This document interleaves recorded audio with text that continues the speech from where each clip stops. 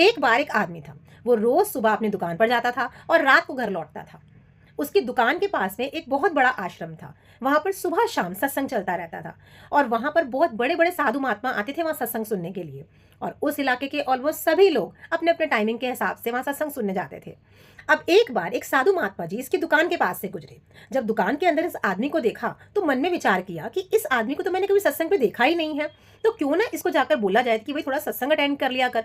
तो वो साधु महात्मा जी दुकान के अंदर चले जाते हैं। अब वो आदमी इनको बोलता है कि हाँ जी आपको क्या चाहिए। तो साधु महात्मा जी बोलते हैं कि मुझे कुछ चाहिए नहीं, बल्कि मैं तुझे कुछ ज्ञान देने वाला हूँ। तू सत्संग अटेंड किया कर, तेरे को मैंने कभी सत्संग पे नहीं देखा, तो सत्संग पे क्यों नहीं आता। तो वो आदमी बोलता है कि हे महात्मा जी, कि मेरे पास इतना टाइम नहीं होता, मुझे दुकान संभालनी होती है, मुझे अपने परिवार के लिए रोजी रोटी कमानी होती है, इतना टाइम नहीं है कि मैं वहां पर आके सत्संग करूं। तो साधु महात्मा जी कहते हैं कि बहुत अच्छी बात है, तू अपने परिवार के लिए सोचता है, कमाता है, बहुत जरूरी है काम करना, लेकिन कुछ टाइम, चाहे वो आधा घंटा हो, 15 मिनट हो, कुछ टाइम तो निकाला कर सत्संग के लिए, नाम जपने के लिए। 15 मिनट ही आ जाया कर।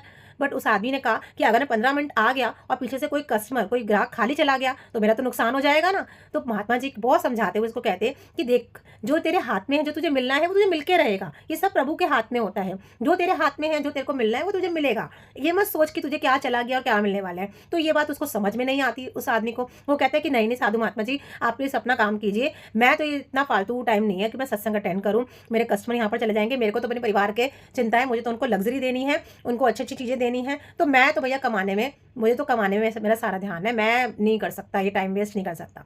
अब वो महात्मा जी सोचते हैं कि ये आदमी तो समझने वाला नहीं है। अब वो उस आदमी से सवाल करते हैं कि तू जिस परिवार के लिए इतना सोच रहा है, क्या उस परिवार को तेरी चिंता है। तो वो आदमी बोलता हाँ भाई, क्यों नहीं होगी उनको मेरी चिंता, बहुत चिंता है। तो महात्मा जी कहते हैं कि अच्छा अगर तू मर जाएगा तो वो रोएंगे। तो वो कहता है कि हाँ क्यों नहीं रोएंगे भाई, जरूर रोएंगे, वो इतना प्यार करते हैं मेरे से। कहते अच्छा, तो महात्मा जी कहते हैं अच्छा, तो वो बहुत रोएंगे, कुछ भी करने के लिए तैयार हो जाएंगे। तो वो आदमी कहता हाँ ऐसा आप क्यों बोल रहे हो, जरूर मेरे से प्यार करते हैं तो क्यों नहीं रोएंगे वो, उनका सब कुछ चला जाएगा तो महात्मा जी कहते अच्छा तू देखना चाहते हैं कितना रोएंगे वो। तो अब उस आदमी के मन में डाउट आ जाता है, कहते हैं हाँ देखना, मतलब वो जो रोएंगे इसमें देखने वाली क्या बात है। तो महात्मा जी कहते हैं कि अच्छा चल एक काम करते हैं। वो महात्मा जी अपने पास से ना एक जड़ी बूटी निकाल कर देते हैं। वो उस आदमी को कहते हैं कि कल ना तू ये खा लियो, कि ये जब तू खाएगा ना तो तू हल्की सी बेहोशी की हालत में होगा, तुझे सब पता होगा, तू जिंदा होगा, तू सब सुन सकता होगा, लेकिन बस तू कुछ हिल नहीं सकता होगा, बस इतना कर लियो। तू सब सुनता होगा लेकिन लोगों को लगेगा तू मर गया, क्योंकि तेरी, उनको लगेगा तेरी धड़कन नहीं चल रही, तेरी सांसें नहीं चल रही, लेकिन तेरा सब कुछ सही होगा, बस उनको लगेगा कि तू मर गया है और तू सब सुन रहा होगा। थोड़ी देर के लिए एक्टिंग करियो, हम उस टाइम तेरे घर के पास से गुजरेंगे जानबूझ के और अंदर आएंगे जानबूझ के पूछने के लिए कि क्या हुआ है, और तब तू सब कुछ देखियो। तो अब उस आदमी के मन में डाउट आ जाता है, वो कहता है कि क्या करने वाले हैं। तो उसको बहुत क्यूरियोसिटी होती है। अगले दिन वो क्या करता है, वो जड़ी बूटी खाता है, तो वही होता है, लोग उसको मरा हुआ समझते हैं और घर में रोना बिलाप सब कुछ शुरू हो जाता है, रोना धोना शुरू हो जाता है।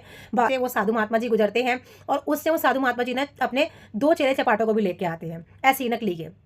तो महात्मा जी अंदर जाते हैं और सबसे पूछते हैं भाई क्या हुआ। तो सब बताते हैं कि भाई ऐसे से मर गया ये, और तभी यहाँ पर रोना बिलाप चल रहा है। तो साधु जी अंदर बैठते हैं, उनको बिठाया जाता है। तो उनके चेले चपाटे जो होते हैं ना, वो ना सबको ऐसी हल्की हल्की खुसरबुर कर रहे होते हैं, किसी को बता रहे होते हैं, जानबूझ के, सब कुछ जानबूझ के हो रहा होता है। ऐसे ही बता रहे होते हैं कि ये जो साधु जी है ना, इनके पास इतनी शक्तियाँ हैं, ये ना मरे हुए को जिंदा कर सकते हैं।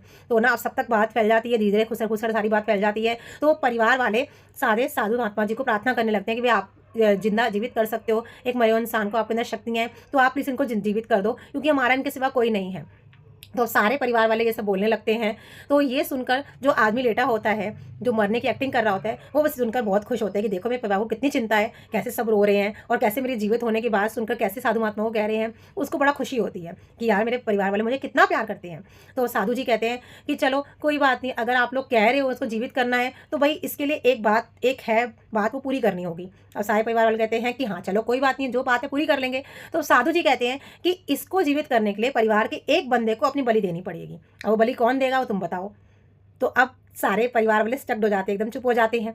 अब वो साधु महात्मा जी कहते हैं कि माता जी आप इतना रो रही हो, आपका पुत्र चला गया है, तो ऐसा करो आप बलि दे दीजिए, आप बलि दे दो। तो माता पिता को कहते हैं वो साधु महात्मा जी। अब माता पिता एकदम चुप पड़ जाते हैं। अब वो कहते हैं कि महात्मा जी अगर हम चले गए ना और ये जीवित हो गया तो ये बेचारा हमें हमसे बहुत प्यार करता है, तो ये हमारे बिना कैसे रह पाएगा, ये हमारा जाने का दुख बर्दाश्त नहीं कर पाएगा, तो हम कैसे जा सकते हैं, हम तो नहीं जा सकते, क्योंकि मैं अपने बेटे को इतना दुखी नहीं देख सकती, मैं अपने बेटे को दुख दे के कैसे जाऊँ, तो ऐसा तो नहीं हो पाएगा ना महात्मा जी।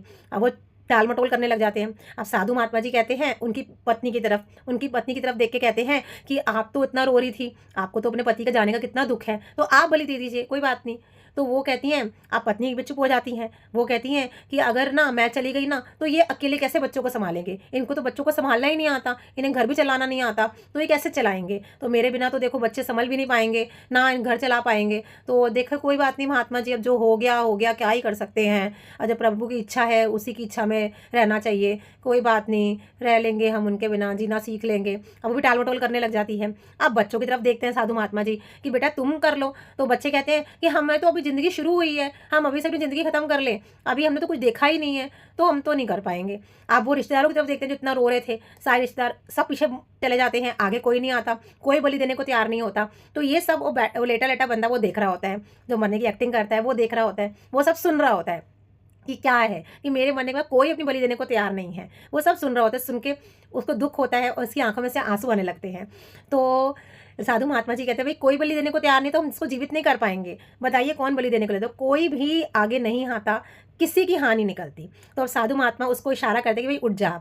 अब वो बंदा उठ जाता है और उसको समझ में आ जाता है कि जिस परिवार के लिए मैं सब कुछ छोड़ के बैठा हूँ, जिस परिवार के लिए मैं नाम जपना सत्संग सब कुछ छोड़ के बैठा हूँ, तो दिन रात उस परिवार के लिए काम कर रहा हूँ, और वही परिवार मेरे लिए बलि नहीं दे रहा, मेरे लिए कोई आगे नहीं आ रहा, तो उसको ये बात सुन के बहुत दुख होता है। यहाँ पर साधु महात्मा जी उन्हें ज्ञान देते हैं कि देख कोई किसी के साथ नहीं जाता, कोई किसी के लिए नहीं मरता, इस जगह अगर तू होता तो तू भी यही करता, कोई किसी के लिए नहीं मरता।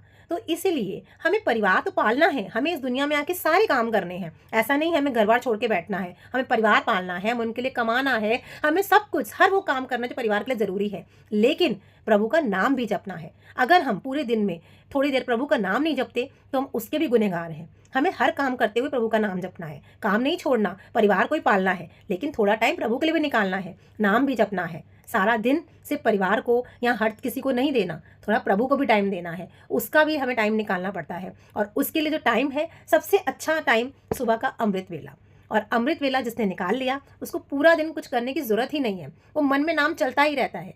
इसलिए प्रभु के लिए टाइम निकालना बहुत ज़रूरी है। जय श्री राधे।